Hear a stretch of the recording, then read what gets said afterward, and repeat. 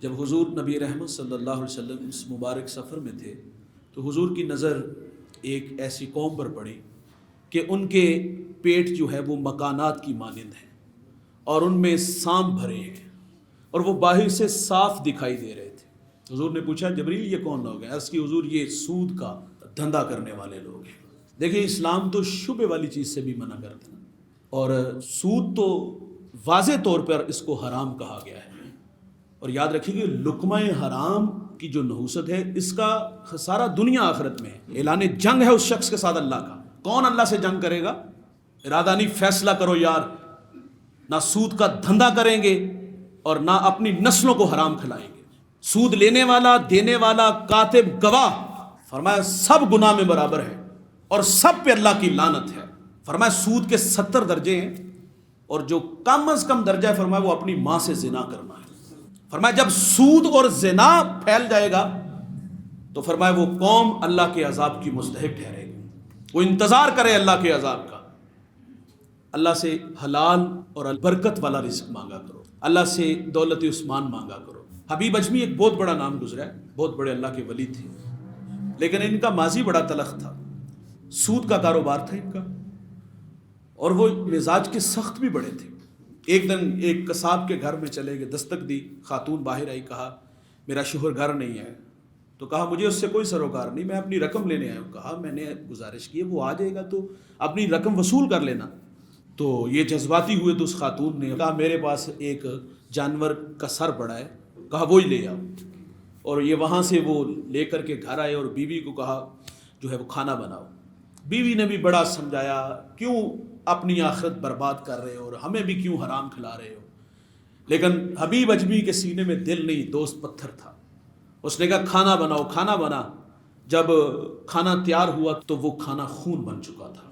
کہا برتن جلدی لے آؤ، لوگوں کا جو خون نچوڑتے ہو آ جا کے کھا بھی لو۔ جب حبیب اجمی نے ہنڈیا میں خون دیکھا تو طبیعت میں خوف طاری ہوا۔ حبیب اجمی رونے لگا، بیوی سے کہا کہ اب میں کیا کروں؟ کہا جا حسن بصری کی خدمت میں حاضر ہو جا کے۔ یہ گھر سے نکلے، ان کے بدن پر خوف ہے، آنسو ہیں۔ جب باہر نکلے تو بازار میں بچے کھیل رہے تھے۔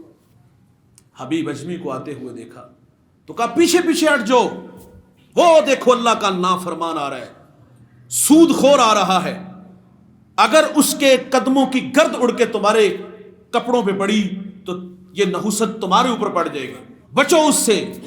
چوٹ تو یہاں لگی تھی اور اب رو کے کہتے ہیں اللہ یہ ننھی مخلوق بھی مجھ سے نفرت کرتی ہے۔ حضرت حسن بصری کی خدمت میں حاضر ہوئے، سینے سے لگا لیا، فرمایا وہ بڑا مہربان ہے، تیرے آنسو بڑے قیمتی ہیں، توبہ کا در کھلا ہے، وہ معاف کرنے والا ہے، اس کی رحمت وسیع ہے، اللہ مہربانی فرمائے گا۔ یہ توبہ کے اتھرو رے کے واپس پلٹا، وہی راستہ اور اسی راستے میں وہی بچے۔ اب یہاں قدم لڑ کھڑانے لگے کہ اللہ یہ کہیں پھر دوبارہ وہی تانا نہ مجھے دے دے۔ اے اللہ میں سچی توبہ کر کے آیا ہوں، معاف کر دے اللہ۔ یہ لوگوں کے دلوں میں جو میرے لیے نفرت ہے میرے گناہ کی وجہ سے، اللہ وہ گناہ تو میں نے چھوڑ دیا، اللہ یہ ننھی مخلوق جو مجھ سے نفرت کرتی ہے اللہ ان کے دلوں میں میرا پیار ڈال دے۔ اب کے بار جب حضرت حبیب اجمی وہاں سے گزرے، وہی بچہ آواز دے کے کہتا ہے پیچھے پیچھے ہٹ جاؤ۔